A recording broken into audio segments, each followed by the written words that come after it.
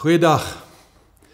Ek wil hierdie jaar 2026 wil ek begin deur met jou te praat oor die toring van die Here.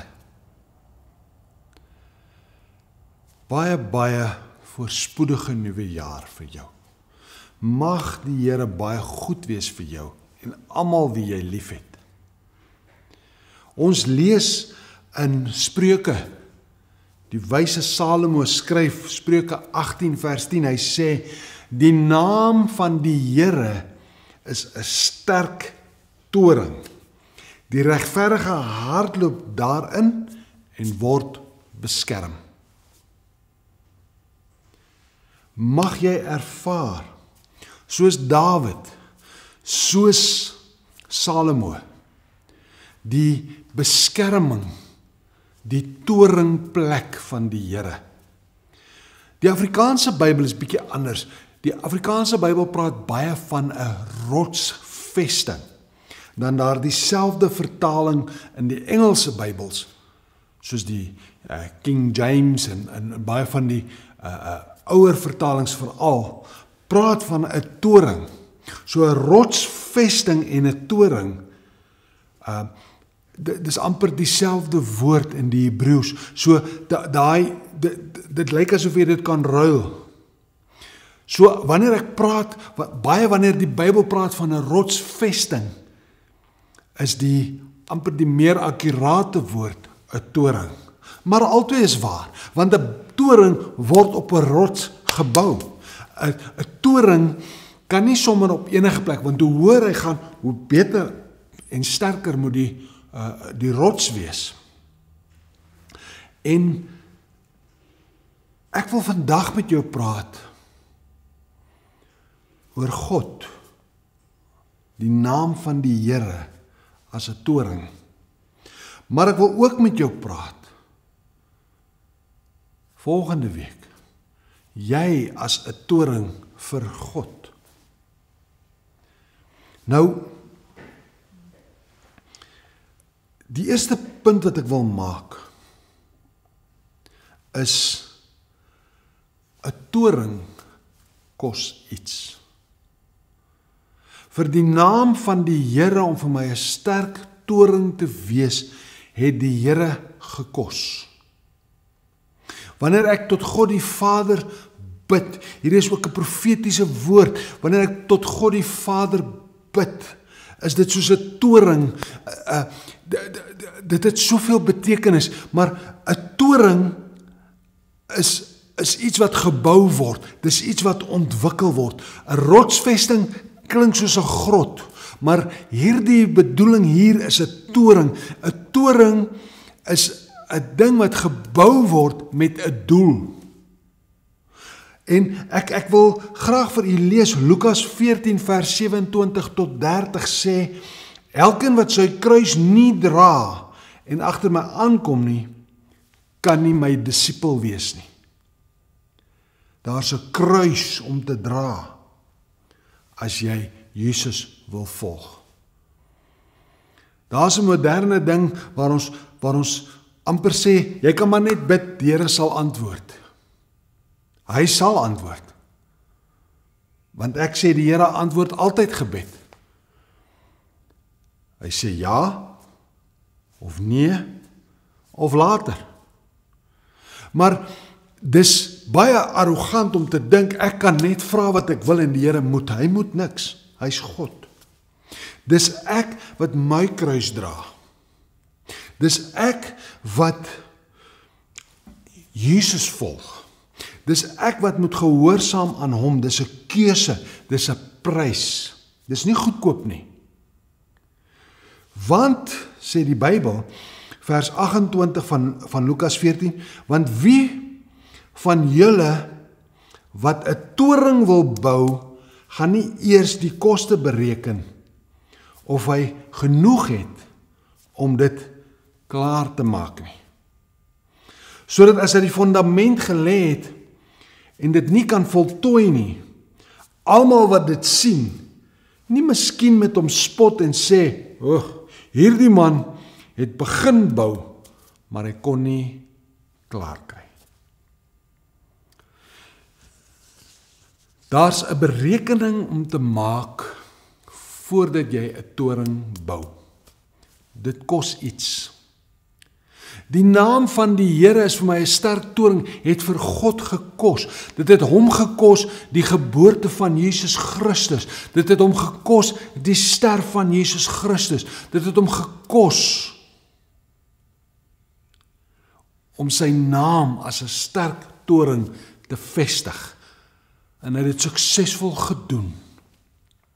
Maar hier praat Lukas, hy sê, jy het ook 'n kruis, jy het ook 'n koste om te betaal. As jy Jesus wil volg, is daar 'n prys, is nie verniet nie. En jy moet die somme maak. Want watter man bou 'n toring sonder om koste te bereken? My straat, ek bly in 'n ou huis, in 'n ou omgewing. En daar 2 huise van my af, het 'n man begin bou. Hy het die ou huis amper afgebreek, paar mure gehou en toe begin hy smart groot huis gebou. Maar die huis is half. Die struktuur lyk soos geraamte. Daar's staal wat roes, wat oop is. Dit lyk al soos jare. Die man bly daar, hy werk daar, maar die plek is nie klaar nie. En ek hoop hy kyk hierdie program. Want vir almal in die omgewing is dit, maar wanneer bou hy nou klaar? Wanneer maak hy die plek mooi? Dit sou beter as hy klein bou en mooi maak as groot en half. En dis gebeur met baie mense op geestelike vlak. Ons begin en ons, ek gaan die Here dien, ek wil en dis 'n passie, maar sonder gehoorsaamheid en ek doen en dan vorentoe. Dan raak ek uitgebrand en op en ek drop. En die Bybel sê, so 'n man word gespot. Hy het nie beplan nie, hy het nie besef wat dit kos nie. En dis baie hartseer, wanneer iemand vir Jesus vat, sonder om te besef, dit gaan hom kos. Ja, daar's die goeie nuus van die evangelie, van Jesus Christus, wat gekom het om te sterf en homself te gee. Ja, hy het betaal vir ons sonde. Ek en jy kan nie betaal vir ons sonde nie, maar om saam met Jesus te loop, kos jou iets. Dit kos jou besluit, jou wil, jou keuses te onderwerp aan hom. Dis die som wat jy moet maak. Dis die gehoorsaamheid wat hy van jou verwag. Nie om jou te straf nie, maar juis omdat hy jou wil seën met 'n voltooide, volledige werk. Die lewe is swaar, maar jy moet jou swaar kies. Jy kan kies die wêreld en sê, ja, dis ek wil nie die Here volg, dis te moeilik. Maar kan ek vir jou vandag iets sê? Dis moeilik om die Here te volg. Dis die waarheid. Maar dit is baie moeiliker om hom nie te volg nie. Want nou is jy 'n slaaf. Nou is, wat doen jy as jy nie kan bid nie? Wat doen jy as jy verlies het en jy kan nie met God daaroor praat nie? Dis moeilik om die Here te volg, maar dis baie moeiliker as jy hom nie ken nie. Want sy bedoeling is altyd om goed te wees vir jou. Hy is die goeie Vader. Maar 'n kind moet gehoorsaam wees. Ek het julle al vertel, ek het 'n baie ryk vriend gehad. Hy is ongelukkig oorlede. Hy is so ryk, hy kan alles vir sy kinders gee en hy gee vir hulle baie. Maar sy kinders het mooi maniere, hulle is nie bederf nie. En ek het hom eendag gevra, hoe slaag jy om sulke mooi kinders te hê? Wat nie net sê, ja, ek wil nog. Hy sê nee, solank hulle my hart meer lief het as my hand, is my hand oop om te gee. Hoor jy mooi? Die Here se hart is belangriker as sy hand. ek wil 'n verhouding met die Here hê oor wie hy is, dan is sy hand ook oop. Moenie dink jy kan die Here manipuleer nie. Nee, gehoorsaamheid bring die seën. Dit gaan jou iets kos. Daar's 'n toring wat gebou word. Dit praat van die verhouding tussen my en God. Dit praat van 'n uitkykpunt, want die toring is die plek waar ek beskerm is. As ek gehoorsaam is aan die Here, word ek beskerm, maar ook kan ek die toekoms sien. Daar's iets profeties aan 'n toring, want ek is hoor, ek kan sien, hier kom die moeilikheid en ek kan my voorberei. Ek kan sien daar is moeilikheid, ek weet wat om te bid. Die voorsiening en die versien kom uit my verhouding met die Here. Die naam van die Here is 'n sterk toring. Ek hardloop, ek skuil daar binne. Maar ook, ek het in my verbeelding hierdie prentjie van, ek klim die trappe binne in hierdie toring en ek kom bo en ek sien en ek ervaar die seën van die Here. Ek wil volgende week nog so 'n bietjie praat oor hierdie toring. God as my toring en ek self as 'n toring van die Here.